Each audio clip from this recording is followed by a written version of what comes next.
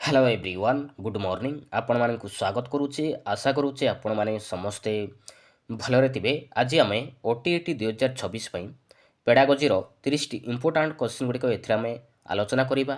आगामी आपणकर OTET and junior teacher आपण क्लास टी बहुत ही हेल्पफुल रहिबो। तो से आपण माने वीडियो को शेष पर्यंत देखंतु। जदि प्रथम करी चैनल रे आसुती ताहाल चैनल को सब्सक्राइब करंतु जा फल कि आपण माने डेली क्लास देखा पाई परिबे। तो चलतु डेरी नक आरंभ करवा क्लास। तो देखंतु फास्ट क्वेश्चन रही जातीय ट्रस्ट अधिनियम 1999 केते प्रकार अक्षमता कहुई। जातीय ट्रस्ट अधिनियम 1999 केते प्रकार अक्षमता कहुई। 2 प्रकार ना 3 प्रकार ना 4 प्रकार ना 5 प्रकार। कोडा राइट आंसर? राइट आंसर होची आपनकर ऑप्शन नंबर सी 4 प्रकार। जातीय ट्रस्ट अधिनियम 1999 4 प्रकार अक्षमता कहुई। मन रखिए। तो 4 प्रकार कौन कौन? 4 प्रकार होची स्वपरायणता, मस्तिष्क पक्षाघात, मानसिक अनग्रसरता, बहुविध अक्षमता। जातीय ट्रस्ट अधिनियम 4 प्रकार अक्षमता कहुई। स्वपरायणता, मस्तिष्क पक्षाघात, मानसिक अनग्रसरता, बहुविध अक्षमता। मन रखिए। तो ऑप्शन नंबर सी होची आपनकर राइट आंसर। तो नेक्स्ट देखिबा। तो नेक्स्ट क्वेश्चन रही एमसीसी रो पूरा नाम कौन? एमसीसी रो फुल फॉर्म कौन हम? मॉडल क्लस्टर कमिटी ना मॉडल क्लस्टर सेंटर ना मॉडल क्लस्टर कम्युनिकेशन ना मॉडल क्लस्टर कोऑर्डिनेटर। एमसीसी रो पूरा नाम कौन? कोडा राइट आंसर? राइट आंसर होची आपनकर option number B model cluster centre, जोटा हम ओडिया रे कहूचे आदर्श आंचलिक केंद्र। आदर्श आंचलिक केंद्र मॉडल क्लस्टर सेंटर। तो ऑप्शन नंबर बी होची आपनकर राइट आंसर। तो नेक्स्ट देखिबा। तो नेक्स्ट क्वेश्चन रही आम राज्य रे केउ मसियारू बहुभाषी कार्यक्रम आरंभ होईची? आम राज्य रे केते मसियारू बहुभाषी कार्यक्रम आरंभ होईची? 2007 रु 2008 ना 2006 रु 2007 ना 2010 रु 11 ना 2009 रु 10? कोडा राइट आंसर? राइट आंसर होची आपनकर ऑप्शन नंबर ए 2007 रु 2008 मसियारू आम राज्य रे 2007 रु 2008 मसियारू बहुभाषी कार्यक्रम आरंभ होईची। तो ऑप्शन नंबर ए जीव आपनकर राइट आंसर। तो नेक्स्ट देखिबा। तो नेक्स्ट क्वेश्चन रही जातीय ट्रस्ट अधिनियम अनुसार अक्षमता संपर्क में निम्नलिखित मध्य केउटी अलगा? तो देखंतु जातीय ट्रस्ट अधिनियम 1999 तो आमर 4 प्रकार अक्षमता कहुई। कौन कौन? स्वपरायणता, मस्तिष्क पक्षाघात, मानसिक अनग्रसरता, बहुविध अक्षमता। तो एथिरे प्रश्न पचारि कि तो एमान कोटा अलगा अच्छी कोटा नुहे? कोडा राइट आंसर? राइट आंसर होची आपनकर ऑप्शन नंबर डी चलन अक्षमता नुहे। तो ऑप्शन नंबर डी होची आपनकर राइट आंसर। तो एमान कोठारो भिन्न अच्छी। तो नेक्स्ट देखिबा। तो नेक्स्ट क्वेश्चन रही बालक व बालिका मध्यरु कहार परिपक्वन शीघ्र आसीताए? बालक व बालिका मध्यरु कहार परिपक्वन शीघ्र आसीताए? बालक मानकर ना बालिका मानकर ना उभय ना केउटु नुहे? कोडा राइट आंसर? Most important. तो यहाँ हूँ बालिका मानकर। मन रखिए। बालक व बालिका मध्यरु कहार परिपक्वन शीघ्र आसीताए ना ना बालिका मानकर परिपक्वन शीघ्र आसीताए? तो ऑप्शन नंबर बी जो आपनकर राइट आंसर। तो नेक्स्ट देखिबा। तो नेक्स्ट क्वेश्चन रही शिशु केउ माध्यम प्रथम शिक्षा लाभ करिताए? शिशु केउ माध्यम प्रथम शिक्षा लाभ करिताए? पर्यवेक्षण माध्यम ना अनुकरण माध्यम ना अनुभूति माध्यम ना परीक्षण माध्यम? शिशु केउ माध्यम प्रथम शिक्षा लाभ करिताए? केउ माध्यम? मन रखिए अनुकरण माध्यम। अनुकरण माध्यम। तो अनुकरणर अर्थ कौन?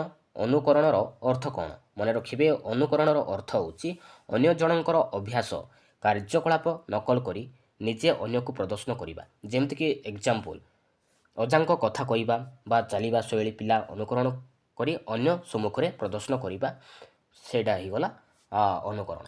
तो ऑप्शन नंबर बी होची आपनकर राइट आंसर। तो शिशु अनुकरण माध्यम ही प्रथम शिक्षा लाभ करिते। तो ऑप्शन नंबर बी जो आपनकर राइट आंसर। तो नेक्स्ट देखिबा। मनोवृत्ति होची एक निर्दिष्ट कार्य पई प्रस्तुति अवस्था। या केउ मनोविज्ञानिक मत? मनोवृत्ति होची एक निर्दिष्ट कार्य पई प्रस्तुति अवस्था। या केउ मनोविज्ञानिक मत? वारेन ना अल्पोर्ट ना लिंडबर्ग ना बाल्देन? कोडा राइट आंसर? राइट आंसर होची आपनकर ऑप्शन नंबर ए वारेन। मन रखिए ऑप्शन नंबर ए ମନୋବୃତ୍ତି ହେଉଛି ଏକ ନିର୍ଦ୍ଦିଷ୍ଟ କାର୍ଯ୍ୟ ପାଇଁ ପ୍ରସ୍ତୁତି ଅବସ୍ଥା। ତ ଏଇଟା ୱାରେନ୍ଙ୍କ ମତ, ଅପସନ୍ ନମ୍ବର ଏ। ତ ନେକ୍ସଟ ଦେଖିବ, ତ ନେକ୍ସଟ କ୍ୱେଶ୍ଚନ୍ ରହୁଛି ନିମ୍ନଲିଖିତ ମଧ୍ୟରୁ କେଉଁଟି ପର୍ଯ୍ୟବେକ୍ଷଣର ସୋପାନ ନୁହେଁ? କେଉଁଟି ପର୍ଯ୍ୟବେକ୍ଷଣର ସୋପାନ ନୁହେଁ? କେଉଁଟା ହେବ ରାଇଟ୍ ଆନ୍ସର୍? ତ ପର୍ଯ୍ୟବେକ୍ଷଣର ସୋପାନ କେତୋଟି ରହିଛି? ଚାରୋଟି ନା? ଚାରୋଟି ରହିଛି। କ'ଣ କ'ଣ? ଗୋଟେ ହେଉଛି ବିଭିନ୍ନ ବସ୍ତୁର ଶୃଙ୍ଖଳିତ ଅନୁଧ୍ୟାନ, ଆଉ ଗୋଟେ ହେଉଛି ପ୍ରାସଙ୍ଗିକ ତଥ୍ୟ, ଆଉ ଗୋଟେ ହେଉଛି ତଥ୍ୟ ବିଶ୍ଳେଷଣ, ଆଉ ଗୋଟେ ରହିଛି ସିଦ୍ଧାନ୍ତ ନିରୂପଣ। ତ ଏଥିରେ ପଚାରିଛି କି ପର୍ଯ୍ୟବେକ୍ଷଣର ସୋପାନ କେଉଁଟା ନୁହେଁ? କେଉଁଟା ନୁହେଁ? ଫଳାଫଳ ପ୍ରୟୋଗ ନା? ଫଳାଫଳ ପ୍ରୟୋଗ ନୁହେଁ। ତ ଅପସନ୍ ନମ୍ବର ସି ଯିବ ଆପଣଙ୍କର ରାଇଟ୍ ଆନ୍ସର୍। ତ ନେକ୍ସଟ ଦେଖିବା, ତ ନେକ୍ସଟ କ୍ୱେଶ୍ଚନ୍ ରହିଛି ଥର୍ନଡାଇକଙ୍କ କେତୋଟି ମୁଖ୍ୟ ଶିକ୍ଷଣ ନୀତି ରହିଛି? ଥର୍ନଡାଇକଙ୍କ କେତୋଟି ମୁଖ୍ୟ ଶିକ୍ଷଣ ନୀତି ରହିଛି? କେତୋଟି? ମନେ ରଖିବେ ତିନୋଟି। କ'ଣ କ'ଣ? ଗୋଟେ ହେଉଛି ଅଭ୍ୟାସ ନିୟମ, ଆଉ ଗୋଟେ ହେଉଛି ପ୍ରସ୍ତୁତି ନିୟମ, ଆଉ ଗୋଟେ ହେଉଛି ପରିଣାମ ନିୟମ। ତ ଥର୍ନଡାଇକଙ୍କ ତିନୋଟି ମୁଖ୍ୟ ଶିକ୍ଷଣ ନୀତି ରହିଛି। ତ ଅପସନ୍ ନମ୍ବର ବି ଯିବ ଆପଣଙ୍କର ରାଇଟ୍ ଆନ୍ସର୍। ତ ନେକ୍ସଟ ଦେଖିବା, ତ ନେକ୍ସଟ କ୍ୱେଶ୍ଚନ୍ ରହିଛି ପରୀକ୍ଷଣ ମାଧ୍ୟମରେ ଶିକ୍ଷଣର ଶେଷ ସୋପାନଟି କ'ଣ? ପରୀକ୍ଷଣ ମାଧ୍ୟମରେ ଶିକ୍ଷଣର ଶେଷ ସୋପାନଟି କ'ଣ? ସମସ୍ୟା ସମ୍ବେଦନ, ନା ସମସ୍ୟାର ସ୍ପଷ୍ଟୀକରଣ, ନା ଫଳାଫଳ ପ୍ରୟୋଗ, ନା ପ୍ରାସଙ୍ଗିକ ତଥ୍ୟ ସଂଗ୍ରହ? କେଉଁଟା ହେବ ରାଇଟ୍ ଆନ୍ସର୍? ତ ପରୀକ୍ଷଣର କେତୋଟି ସୋପାନ ରହିଛି? ପରୀକ୍ଷଣର ଶିକ୍ଷଣର କେତୋଟି ସୋପାନ ରହିଛି? ମନେ ରଖିବେ 7ଟି ରହିଛି ନା? ଗୋଟେ ହେଉଛି ସମସ୍ୟା ସମ୍ବେଦନ, ଆଉ ଗୋଟେ ହେଉଛି ସମସ୍ୟାର ସ୍ପଷ୍ଟୀକରଣ, ଆଉ ଗୋଟେ ହେଉଛି ପ୍ରାସଙ୍ଗିକ ତଥ୍ୟ ସଂଗ୍ରହ, ଆଉ ଗୋଟେ ହେଉଛି ପ୍ରକଳ୍ପ ଅନୁକଳ୍ପନା ଗଠନ, ଆଉ ଗୋଟେ ରହିଛି ପ୍ରକଳ୍ପ ଗୁଡ଼ିକ ପରୀକ୍ଷଣ, ତାପରେ ରହିଛି ସିଦ୍ଧାନ୍ତ ନିରୂପଣ, ଆଉ ଲାଷ୍ଟ ରହିବ ଫଳାଫଳ ପ୍ରୟୋଗ। ତ ଏଥିରେ ପଚାରିଛି କି ତ ପରୀକ୍ଷଣ ମାଧ୍ୟମରେ ଶିକ୍ଷଣର ଶେଷ ସୋପାନଟି କ'ଣ? ନା ଫଳାଫଳ ପ୍ରୟୋଗ, ଏଇଟା ହେଉଛି ଶେଷ ସୋପାନଟି। ତ ଅପସନ୍ ନମ୍ବର ସି ଯିବ ଆପଣଙ୍କର ରାଇଟ୍ ଆନ୍ସର୍। ତ ନେକ୍ସଟ ଦେଖିବା, ତ ନେକ୍ସଟ କ୍ୱେଶ୍ଚନ୍ ରହିଛି ଅର୍ଥ ପ୍ରସ୍ତୁତି ଶିକ୍ଷଣର କେଉଁଟି ସୋପାନ ନୁହେଁ? ଅର୍ଥ ପ୍ରସ୍ତୁତି ଶିକ୍ଷଣର କେଉଁଟି ସୋପାନ ନୁହେଁ? ବର୍ଣ୍ଣନା, ନା ପର୍ଯ୍ୟବେକ୍ଷଣ, ନା ବ୍ୟାଖ୍ୟାକରଣ, ନା ମୂଲ୍ୟାୟନ? କେଉଁଟା ହେବ ରାଇଟ୍ ଆନ୍ସର୍? ତ ଅର୍ଥ ପ୍ରସ୍ତୁତି ଶିକ୍ଷଣର କେତୋଟି ସୋପାନ ରହିଛି? 5ଟି ନା? 5ଟି ସୋପାନ ରହିଛି। କ'ଣ କ'ଣ? ମନେ ରଖିବେ ଗୋଟେ ହେଉଛି ନିଯୁକ୍ତି, ଆଉ ଗୋଟେ ହେଉଛି ତନତନ ପରୀକ୍ଷା କରିବା, ଆଉ ଗୋଟେ ରହିଛି ବର୍ଣ୍ଣନା, ଆଉ ଗୋଟେ ରହିଛି ବ୍ୟାଖ୍ୟାକରଣ, ଆଉ ଗୋଟେ ହେଉଛି ମୂଲ୍ୟାୟନ। ତ 5ଟି ଅର୍ଥ ପ୍ରସ୍ତୁତି ଶିକ୍ଷଣର 5ଟି ସୋପାନ ରହିଛି। ତ ଏଥିରେ ପଚାରିଛି କି କେଉଁଟା ଗୋଟେ ଅର୍ଥ ପ୍ରସ୍ତୁତି ଶିକ୍ଷଣର ସୋପାନ ନୁହେଁ? କେଉଁଟା ନୁହେଁ? ମନେ ରଖିବେ ପର୍ଯ୍ୟବେକ୍ଷଣ ନୁହେଁ। ପର୍ଯ୍ୟବେକ୍ଷଣ କିନ୍ତୁ ଅର୍ଥ ପ୍ରସ୍ତୁତି ଶିକ୍ଷଣର ସୋପାନ ନୁହେଁ। ତ ଅପସନ୍ ନମ୍ବର ବି ଯିବ ଆପଣଙ୍କର ରାଇଟ୍ ଆନ୍ସର୍, ଅପସନ୍ ନମ୍ବର ବି। ତ ନେକ୍ସଟ ଦେଖିବା, ନିମ୍ନଲିଖିତ ଶିକ୍ଷଣ ସାମଗ୍ରୀ ମଧ୍ୟରୁ କେଉଁଟି କ୍ରିୟାଶୀଳ ସାମଗ୍ରୀ ଅଟେ? ତ 4ଟି ଅପସନ୍ ଦେଇଛି, ତ ଏମାନଙ୍କ ମଧ୍ୟରୁ କେଉଁଟା ଗୋଟେ କ୍ରିୟାଶୀଳ ସାମଗ୍ରୀ? କେଉଁଟା? ଚଳଚ୍ଚିତ୍ର, ନା ଅଭିନୟ, ନା ମଡେଲ, ନା କମ୍ପ୍ୟୁଟର? କେଉଁଟା ହେବ ରାଇଟ୍ ଆନ୍ସର୍? ଏ ରାଇଟ୍ ଆନ୍ସର୍ ହେଉଛି ଆପଣଙ୍କର ଅପସନ୍ ନମ୍ବର ବି ଅଭିନୟ। ଅଭିନୟ ହେଉଛି ଗୋଟେ କ୍ରିୟାଶୀଳ ସାମଗ୍ରୀ। ମନେ ରଖିବେ ଅଭିନୟ ହେଇଗଲା ଗୀତ ଗାଇବା, ନାଚିବା, ବଗିଚା କାମ କରିବା, ଏସବୁ ହେଉଛି କ୍ରିୟାଶୀଳର ଗୋଟେ ଗୋଟେ ଉଦାହରଣ। ମନେ ରଖିବେ। ତ ଚଳଚ୍ଚିତ୍ର ଏଇଟା ହେଉଛି ପ୍ରକ୍ଷେପିତ ସାମଗ୍ରୀ ଅଟେ। ଚଳଚ୍ଚିତ୍ର ହେଉଛି ଗୋଟେ ପ୍ରକ୍ଷେପିତ ସାମଗ୍ରୀ। ମଡେଲ କ'ଣ? ମଡେଲ ହେଉଛି ଅଣପ୍ରକ୍ଷେପିତ ସାମଗ୍ରୀ। ମନେ ରଖିବେ ମଡେଲ ହେଇଗଲା ବସ୍ତୁ, ଚିତ୍ର, ଏ 3ଟି ହେଉଛି ଅଣପ୍ରକ୍ଷେପିତ ସାମଗ୍ରୀ ଅଟେ। ଚଳଚ୍ଚିତ୍ର ଆଣ୍ଡ କମ୍ପ୍ୟୁଟର ଏ 2ଟି ହେଉଛି ପ୍ରକ୍ଷେପିତ ସାମଗ୍ରୀ। ତ ଅପସନ୍ ନମ୍ବର ବି ଯିବ ଆପଣଙ୍କର ରାଇଟ୍ ଆନ୍ସର୍। ଅଭିନୟ ହେଉଛି ଗୋଟେ କ୍ରିୟାଶୀଳ ସାମଗ୍ରୀ ଅଟେ, ଅପସନ୍ ନମ୍ବର ବି। ତ ନେକ୍ସଟ ଦେଖିବା, ତ ନେକ୍ସଟ କ୍ୱେଶ୍ଚନ୍ ରହିଛି ଓଡ଼ିଶାରେ କେତୋଟି ଆଦିବାସୀ ଭାଷାରେ ବହୁଭାଷୀ ଶିକ୍ଷା କାର୍ଯ୍ୟକ୍ରମ ଆରମ୍ଭ କରାଯାଇଛି? ଓଡ଼ିଶାରେ କେତୋଟି ଆଦିବାସୀ ଭାଷାରେ ବହୁଭାଷୀ ଶିକ୍ଷା କାର୍ଯ୍ୟକ୍ରମ ଆରମ୍ଭ କରାଯାଇଛି? କେତୋଟି? ମନେ ରଖିବେ 10ଟି ନା? 10ଟି। ତ ଅପସନ୍ ନମ୍ବର ବି ଯିବ ଆପଣଙ୍କର ରାଇଟ୍ ଆନ୍ସର୍। ତ ନେକ୍ସଟ ଦେଖିବା, ତ ନେକ୍ସଟ କ୍ୱେଶ୍ଚନ୍ ରହିଛି ଶିକ୍ଷାର୍ଥୀର ବୌଦ୍ଧିକ ସାମର୍ଥ୍ୟକୁ ସ୍ପଷ୍ଟ ଭାବରେ କିଏ ବର୍ଣ୍ଣନା କରିଛନ୍ତି? ଶିକ୍ଷାର୍ଥୀର ବୌଦ୍ଧିକ ସାମର୍ଥ୍ୟକୁ ସ୍ପଷ୍ଟ ଭାବରେ କିଏ ବର୍ଣ୍ଣନା କରିଛନ୍ତି? ସ୍କିନର, ନା ଥର୍ନଡାଇକ, ନା ଗାର୍ଡନର, ନା ପାଭଲଭ? କେଉଁଟା ହେବ ରାଇଟ୍ ଆନ୍ସର୍? ରାଇଟ୍ ଆନ୍ସର୍ ହେଉଛି ଆପଣଙ୍କର ଅପସନ୍ ନମ୍ବର ସି ଗାର୍ଡନର। ମନେ ରଖିବେ ଶିକ୍ଷାର୍ଥୀର ବୌଦ୍ଧିକ ସାମର୍ଥ୍ୟକୁ ସ୍ପଷ୍ଟ ଭାବରେ ଗାର୍ଡନର ବର୍ଣ୍ଣନା କରିଛନ୍ତି। ତ ଅପସନ୍ ନମ୍ବର ସି ଯିବ ଆପଣଙ୍କର ରାଇଟ୍ ଆନ୍ସର୍। ତ ନେକ୍ସଟ ଦେଖିବା, କୌଣସି ଶିଶୁକୁ ଶାରୀରିକ ଦଣ୍ଡ ବା ମାନସିକ ନିର୍ଯାତନା ଦିଆଯିବ ନାହିଁ, ଏହା ଶିକ୍ଷା ଅଧିକାର ଅଧିନିୟମ କେଉଁ ଧାରାରେ ଉଲ୍ଲେଖ କରାଯାଇଛି? କେଉଁ ଧାରାରେ? କୌଣସି ଶିଶୁ ଶାରୀରିକ ଦଣ୍ଡ ବା ମାନସିକ ନିର୍ଯାତନା ଦିଆଯିବ ନାହିଁ, ଏହା ଶିକ୍ଷା ଅଧିକାର ଅଧିନିୟମ, ଯେଉଁଟାକି କେତେ ମସିହାରେ ଉଲ୍ଲେଖ କରାଯାଇଛି? ନା 2009। तो केउं धारारे उल्लेख अछि मन रखिबे 17(1) धारारे उल्लेख करा जायछि। तो ऑप्शन नंबर बी जिबा आपनकर राइट आंसर। कौनसी शिशु को शारीरिक दंड बा मानसिक निर्यातना दियाजिब नाही ଏହା ଶିକ୍ଷା ଅଧିକାର ଅଧିନିୟମ 2009 ର 17(1) धारारे उल्लेख अछि। तो ऑप्शन नंबर ए जिबा आपण बी जिबा आपनकर right answer option number B. तो नेक्स्ट देखिबा। तो नेक्स्ट क्वेश्चन रही संविधान प्रणयन हेबार 10 वर्ष मध्य 14 वर्ष बयस पर्यंत समस्त पिलांको मागणा एवं बाध्यतामूलक ପାଇଁ ରାଷ୍ଟ୍ର ପ୍ରଚେଷ୍ଟା ଜାରି ରଖିବାର ଏହା ଆମ ସମ୍ବିଧାନର କେଉଁ ଧାରାରେ ଉଲ୍ଲେଖ ଅଛି? ଧାରା 86 ନା ଧାରା 45 ନା ଧାରା 29 ନା ଧାରା 46(1) କୋଉଟା ରାଇଟ୍ ଆନ୍ସର? ରାଇଟ୍ ଆନ୍ସର ହେଉଛି ଆପଣଙ୍କର ଅପସନ୍ ନମ୍ବର ବି ଧାରା 45 ଧାରାରେ ଉଲ୍ଲେଖ ଅଛି।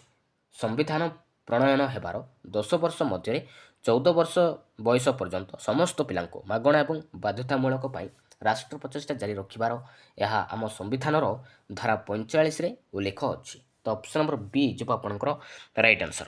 ତ ନେକ୍ସଟ ଦେଖିବା। ତ ନେକ୍ସଟ କ୍ୱେଶ୍ଚନ୍ ରହିଛି ଏନ୍ସିଇଆରଟିର ପୁରା ନାମ କ'ଣ? ଏନ୍ସିଇଆରଟିର ଫୁଲ୍ ଫର୍ମ କ'ଣ ହେବ? କୋଉଟା ହେବ ରାଇଟ୍ ଆନ୍ସର? ଏନ୍ସିଇଆରଟିର ଫୁଲ୍ ଫର୍ମ କ'ଣ ହେବ?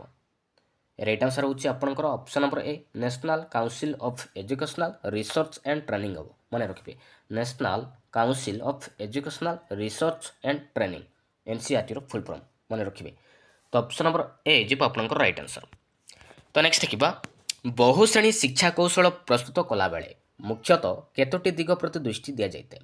ବହୁଶ୍ରେଣୀ ଶିକ୍ଷା କୌଶଳ ପ୍ରସ୍ତୁତ କଲାବେଳେ ମୁଖ୍ୟତଃ କେତୋଟି ଦିଗ ପ୍ରତି ଦୃଷ୍ଟି ଦିଆଯାଇଥାଏ? କେତୋଟି?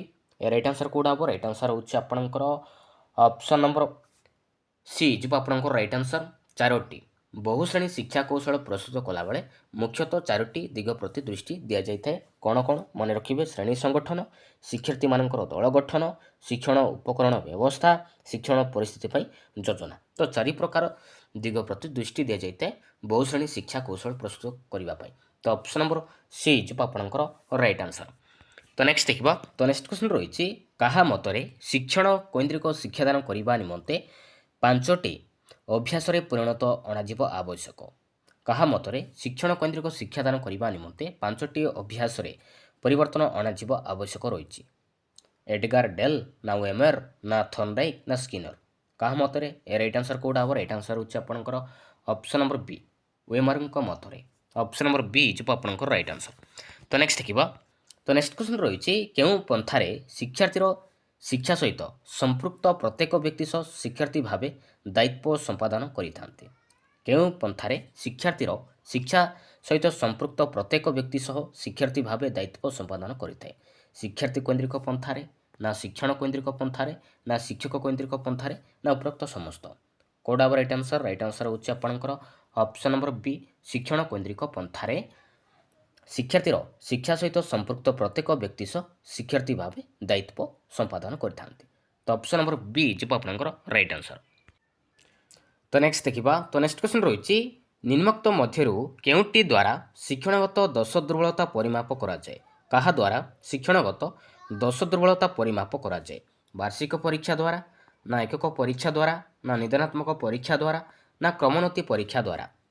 କୋଉଟା ରାଇଟ୍ ଆନ୍ସର? ରାଇଟ୍ ଆନ୍ସର ହେଉଛି ଆପଣଙ୍କର ଅପସନ୍ ନମ୍ବର ସି ନିଦାନାତ୍ମକ ପରୀକ୍ଷା ଦ୍ୱାରା ଶିକ୍ଷଣଗତ ଦୋଷ ଦୁର୍ବଳତାକୁ ପରିମାପ କରାଯାଇଥାଏ। ତ ଅପସନ୍ ନମ୍ବର ସି ଯିବ ଆପଣଙ୍କର ରାଇଟ୍ ଆନ୍ସର। ତ ନେକ୍ସଟ ଦେଖିବା। ତ ନେକ୍ସଟ କ୍ୱେଶ୍ଚନ୍ ରହିଛି କେଉଁଟି ବସ୍ତୁନିଷ୍ଠ ପ୍ରଶ୍ନ ସହ ସମ୍ପର୍କିତ ନୁହେଁ? ତ 4ଟି ଅପସନ୍ ଦେଇଛି। ତ 4ଟି ଅପସନ୍ ମଧ୍ୟରୁ କୋଉଟା ଗୋଟେ ବସ୍ତୁନିଷ୍ଠ ପ୍ରଶ୍ନ ସହ ସମ୍ପର୍କ କୋଉଟା ନୁହେଁ? ଅପସନ୍ ଏରେ ଦେଇଛି ସାମଗ୍ରିକ ଶିକ୍ଷଣ ପରିମାପ, ତ ଏଇଟା ସମ୍ପର୍କ। ବିରେ ଦେଇଛି 4-5 ବିକଳ୍ପ ଉତ୍ତର ଥାଏ, ତ ଏଇଟା ମଧ୍ୟ ବସ୍ତୁନିଷ୍ଠ ପ୍ରଶ୍ନ ସହ ସମ୍ପର୍କ। ସିରେ ଦେଖନ୍ତୁ ସହଜରେ ମୂଲ୍ୟାୟନ କରିହୁଏ, ତ ବସ୍ତୁନିଷ୍ଠ ପ୍ରଶ୍ନକୁ ସହଜରେ ଆମେ ମୂଲ୍ୟାୟନ କରିପାରିବା, ତ ଏଇଟା ମଧ୍ୟ ସମ୍ପର୍କ ଅଟେ। ତ ଅପସନ୍ ନମ୍ବର ଡି ପରୀକ୍ଷା ପରିଚାଳନା ସହଜ ହୁଏ, ଏଇଟା କିନ୍ତୁ ବସ୍ତୁନିଷ୍ଠ ପ୍ରଶ୍ନ ସହ ସମ୍ପର୍କିତ ନୁହେଁ। ପରୀକ୍ଷା ପରିଚାଳନା ସହଜ ହୁଏ ନାହିଁ, ମନେ ରଖିବେ। ତ ଅପସନ୍ ନମ୍ବର ଡି ଯିବ ଆପଣଙ୍କର ରାଇଟ୍ ଆନ୍ସର। ତ ନେକ୍ସଟ ଦେଖିବା ପ୍ରବେଶିକା ପରୀକ୍ଷା କେଉଁ ପ୍ରକାର ମୂଲ୍ୟାୟନ ଅନ୍ତର୍ଭୁକ୍ତ? ପ୍ରବେଶିକା ପରୀକ୍ଷା କେଉଁ ପ୍ରକାର ମୂଲ୍ୟାୟନ ଅନ୍ତର୍ଭୁକ୍ତ?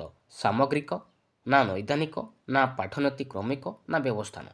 କୋଉଟା ରାଇଟ୍ ଆନ୍ସର? ରାଇଟ୍ ଆନ୍ସର ହେଉଛି ଆପଣଙ୍କର ଅପସନ୍ ନମ୍ବର ଡି ବ୍ୟବସ୍ଥାନ। ମନେ ରଖିବେ ପ୍ରବେଶିକା ପରୀକ୍ଷା ବ୍ୟବସ୍ଥାନ ପ୍ରକାର ମୂଲ୍ୟାୟନ ଅନ୍ତର୍ଭୁକ୍ତ। तो ऑप्शन नंबर डी जब आपंकर राइट आंसर।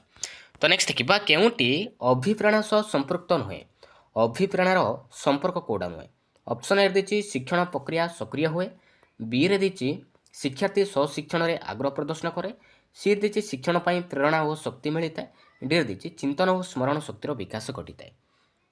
राइट आंसर कौटा हम राइट आंसर होउछि आपणकर ऑप्शन नंबर डी चिंतन और स्मरण शक्तिर विकास घटे एटा किंतु अभिप्रेरणार सह संपृक्त नुहे तो ऑप्शन नंबर डी होउछि आपणकर राइट आंसर। तो नेक्स्ट देखा जड़े शिक्षार्थी शिक्षादान समय वास्तव वस्तु उपरे निर्भर करुच्ची शिक्षण दृष्टि यह शिक्षार्थीर केउं प्रकार लक्षण अटे मानसिक असुस्थता ना मानसिक अनग्रसरता ना मानसिक अस्थिरता ना मानसिक तानावस्था। राइट आंसर कौटा हम राइट आंसर होउछि आपणकर ऑप्शन नंबर बी मानसिक अनग्रसरता ऑप्शन नंबर बी। तो नेक्स्ट क्वेश्चन रही प्रतिभाशाली शिक्षार्थी मानकर बुद्ध्यांक प्राय केते प्रतिभाशाली शिक्षार्थी मानकर बुद्ध्यांक प्राय केते 90 रु अधिक ना 100 रु अधिक ना 120 रु अधिक ना 130 रु अधिक। राइट आंसर कौटा हम राइट आंसर होउछि आपणकर ऑप्शन नंबर डी 130 रु अधिक ताको हम कहबा प्रतिभाशाली शिक्षार्थी बोली कहि थाउ मन रखिबे। आ 90 रु 110 को हम किभली बुद्धिया कहबा 90 रु 110 को मन रखिबे 90 रु 110 को हम कहबा साधारण बुद्धि संपन्न कहबा मन रखिबे। आ 120 रु 140 को ताको हम कहि थाउ श्रेष्ठ बुद्धि संपन्न कहबा आउ 110 रु 120 ताको हम कहि थाउ बेसी बुद्धि संपन्न मन रखिबे। तो 130 रु अधिक ताको हम कहबा प्रतिभाशाली शिक्षार्थी बोली कहि थाउ। तो नेक्स्ट देखा केउं पद्धति द्वारा प्रतिभाशाली शिक्षार्थी मानक चिन्हट करा जाय पारे केउं पद्धति द्वारा प्रतिभाशाली शिक्षार्थी मानक चिन्हट करा जाय पारे लब्ध ज्ञान परीक्षा द्वारा ना शिक्षादान और प्रदर्शन ना वंशानुगुण ना व्यक्ति विवरणी विश्लेषण द्वारा। राइट आंसर कौटा हम राइट आंसर होउछि आपणकर ऑप्शन नंबर डी व्यक्ति विवरणी विश्लेषण द्वारा प्रतिभाशाली शिक्षार्थी मानक चिन्हट करा जाय पारे तो ऑप्शन नंबर डी होउछि आपणकर राइट आंसर। तो नेक्स्ट देखा केउटी शिशु कैंद्रिक शिक्षादान संपर्कित नुहे केउटी शिशु कैंद्रिक शिक्षादान संपर्कित कौटा नुहे ऑप्शन ए दी शिक्षाणु अनुभूति उपरे गुरुत्व प्रदान बी रे दी सामग्रिक विकास उपरे गुरुत्व प्रदान सी रे दी स्व अध्ययन उपरे गुरुत्व प्रदान डी दी श्रेणी शिक्षादान उपरे गुरुत्व प्रदान। राइट आंसर कौटा हम राइट आंसर होउछि आपणकर ऑप्शन नंबर डी श्रेणी शिक्षादान उपरे गुरुत्व प्रदान एटा किंतु शिशु कैंद्रिक शिक्षादान संपर्क नुहे तो ऑप्शन नंबर डी। तो नेक्स्ट देखा केउं पाठ्यक्रम उपरे जॉन डुई गुरुत्व देइथिले केउं पाठ्यक्रम उपरे जॉन डुई गुरुत्व देइथिले शिशु केंद्रिक ना प्रकल्प ना अभिज्ञता भित्तिक ना अनुबंध भित्तिक। राइट आंसर होउछि आपणकर ऑप्शन नंबर बी प्रकल्प प्रकल्प पाठ्यक्रम उपरे जॉन डुई गुरुत्व देइथिले तो ऑप्शन नंबर बी होउछि आपणकर राइट आंसर। एबे देखिबा लास्ट क्वेश्चन केउंटी मौलिक शिक्षार सूचक चारिटी ऑप्शन देछि तो एमानक मध्यरु कोटा गोटे मौलिक शिक्षार सूचक तत्व भित्तिक ना कर्म भित्तिक ना प्रकल्प भित्तिक ना विषय केंद्रिक। राइट आंसर होउछि आपणकर ऑप्शन नंबर बी कर्म भित्तिक मौलिक शिक्षार कर्म भित्तिक शिक्षा उपरे गुरुत्व दि जाइछि तो कर्म भित्तिक मौलिक शिक्षार सूचक तो ऑप्शन नंबर बी होउछि आपणकर राइट आंसर। Thank you.